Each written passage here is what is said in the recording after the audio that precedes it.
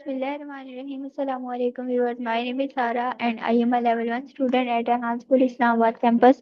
So viewer, आपको जैसे पता मैं रोज एक नए TEDx टॉपिक के साथ आती हूँ, तो आज भी मैंने एक TEDx टॉप देखी जिसका टॉपिक है how to raise ethical children, और इसके जो स्पीकर नेम है वो है एलिजाबा लेसर। सो वो हमें इस तहकीक में क्या बताते हैं, इस TEDx टॉक में वो हमें क्या बताते हैं। किताब how to raise ethical children में एलिजाबा लेसर बच्चों में इखलाकी शऊर और हमदर्दी पैदा करने की हिम्मत पर अहमियत पर जोर देती हैं।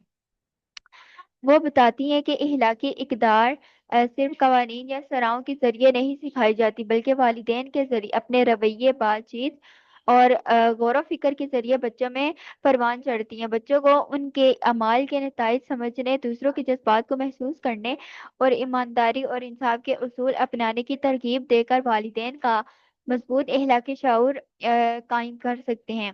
लेसर कहती हैं कि कहानियां सुनाना, बातचीत करना और हकीकी जिंदगी के तजुर्बात बच्चों में सही और गलत की पहचान को फरोग देते हैं, और ये कि इखलाकी तरबियत एक मुसलसल और सब्र तलब अमल से जिसमें वालिदैन को मस्बत रवैया और रहनुमाई की ज़रूरत होती है।